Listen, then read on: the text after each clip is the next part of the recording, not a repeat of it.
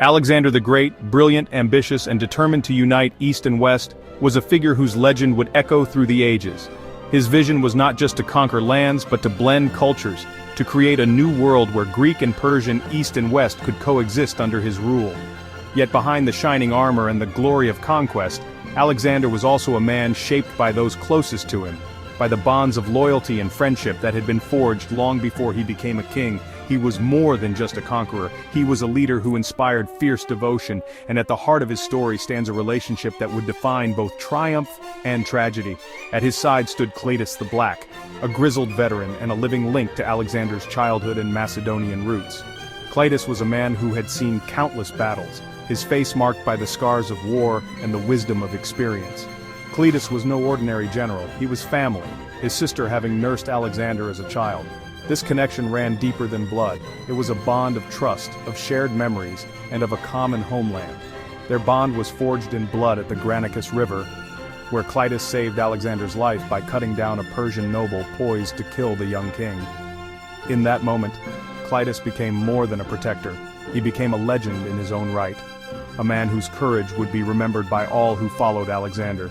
This act made Cleitus a hero, and cemented his place in Alexander's inner circle. He was celebrated not just for his bravery, but for his unwavering loyalty, a quality that Alexander valued above all else. For years Cleitus rode beside Alexander, sharing victories and hardships, a constant reminder of home as the army marched ever farther from Macedon. Through scorching deserts and over snow-capped mountains, Cleitus was there, a steadfast companion in a world that was changing with every step. But as Alexander's empire grew, so did the distance between the king and his old friends. The world they had known was fading, replaced by new customs, new faces, and new ambitions. Cleitus, proud of his heritage, watched with unease as Alexander embraced foreign customs and new ways. The feasts grew grander, the ceremonies more elaborate, and the king himself seemed to be slipping away from the values they once shared. Their friendship, once unbreakable, was strained by the king's growing ambition and the changing world around them. Old loyalties were tested as Alexander's vision clashed with the traditions Cleitus held dear. Yet Alexander owed Cleitus his life, a debt that could never truly be repaid. The memory of that fateful day at the Granicus lingered, a silent reminder of what they had once meant to each other.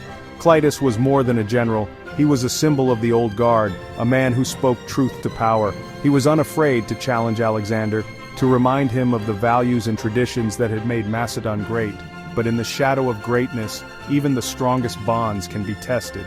The pressures of empire, the weight of expectation, and the lure of glory all conspired to drive a wedge between king and companion. The story of Alexander and Cleitus is not just one of loyalty and heroism, but of pride, change, and a tragic end. It is a tale of two men caught between the past and the future, between what was and what could be. Their friendship, forged in battle, would soon be shattered by forces neither could control. The very qualities that had brought them together, courage, pride, and loyalty, would become the seeds of their undoing. In the end, the very loyalty that bound them would lead to a moment of irreversible tragedy.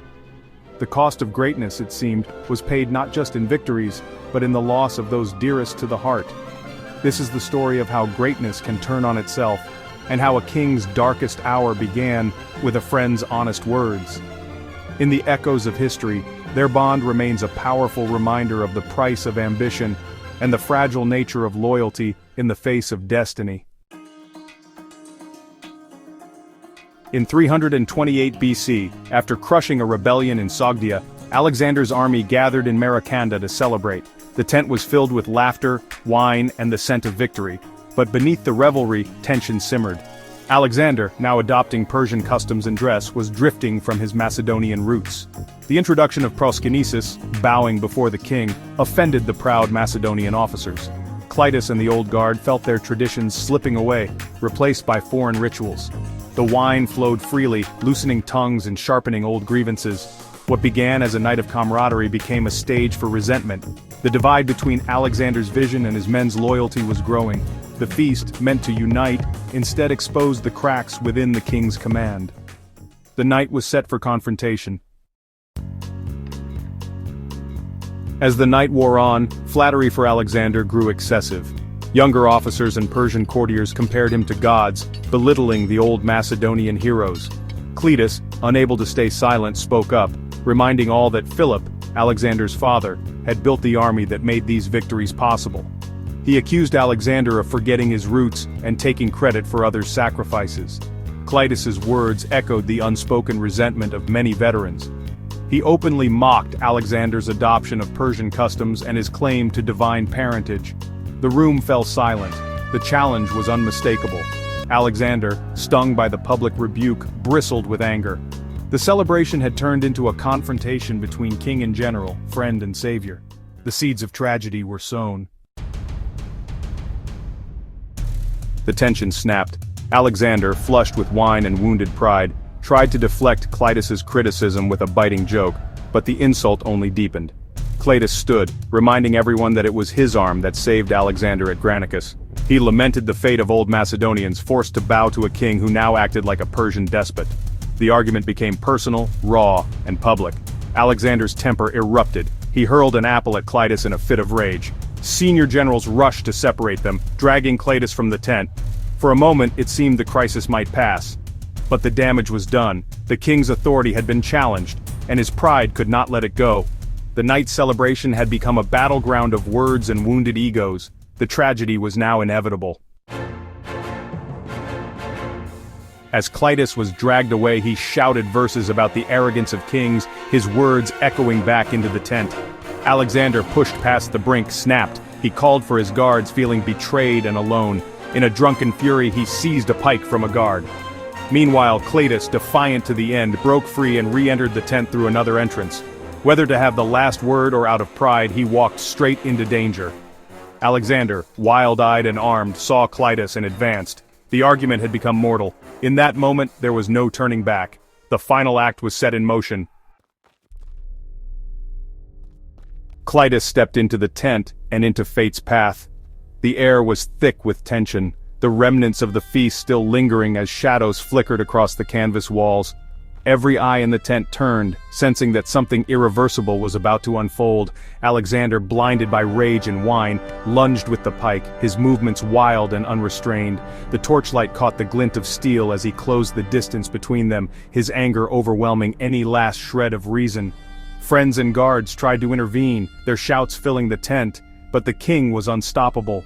In that moment, no one could reach him, neither with words nor with force.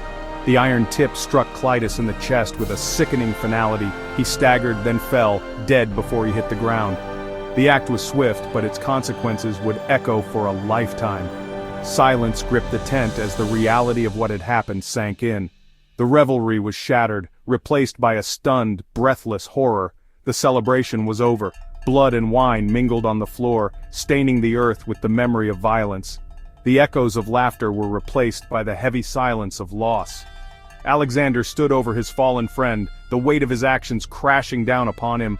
The mighty conqueror, who had faced countless enemies, was now confronted by the consequences of his own fury.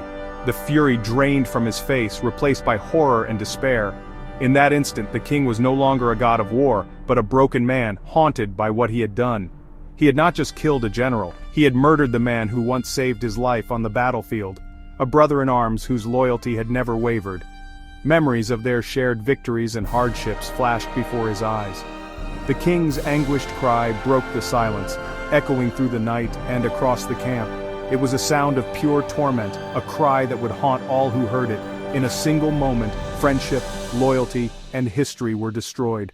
The bonds that had held the army together were shattered, and trust was lost forever. The conqueror of worlds was left alone with his guilt. The tragedy was complete, and the night seemed endless, as Alexander faced the darkness within himself. The aftermath was agony. The silence that followed the chaos of battle was heavy, pressing down on every soul in the camp. The air itself seemed to mourn, thick with sorrow and regret.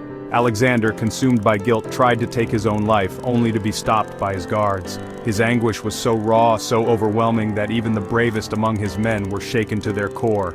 He locked himself away, refusing food and water, weeping for Cleitus and calling for Lannis, Cleitus's sister. The king's cries echoed through the halls, a haunting reminder of the tragedy that had unfolded. The army was paralyzed, their leader broken by his own hand. The once mighty force now stood still, uncertain and afraid, as if the very heart of their strength had been ripped away. Generals feared for the empire's future as Alexander's grief deepened.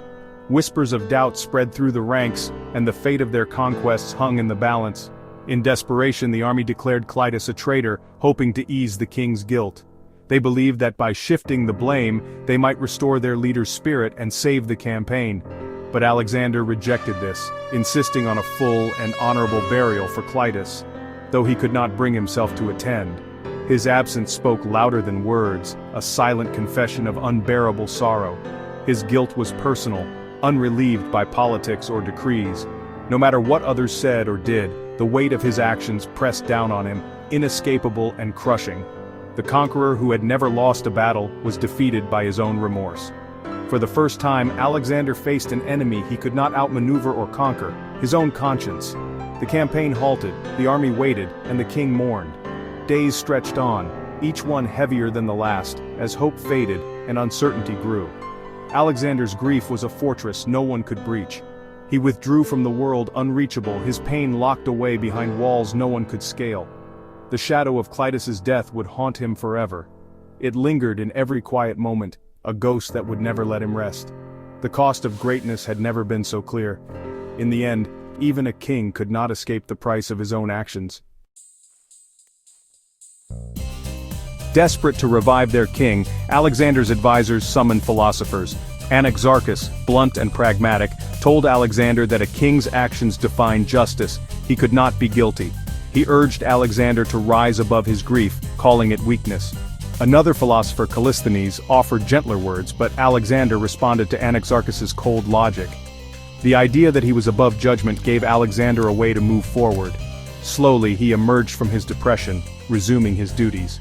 But the shield of philosophy came at a cost. It pushed him further from his men and their values. The king returned, but something vital had changed. The death of Cleitus was a turning point for Alexander and his empire. The trust of his old soldiers was shattered. Fear replaced camaraderie. Alexander grew more isolated, more absolute, and less tolerant of dissent. The memory of that night haunted him, a permanent stain on his soul. His victories were now shadowed by the ghost of a friend he could never forget. The story of Cleitus is a warning. Even the greatest can be undone by pride and anger. Alexander's legend endures, but so does the tragedy of his darkest hour. In the end, the conqueror of worlds could not conquer himself.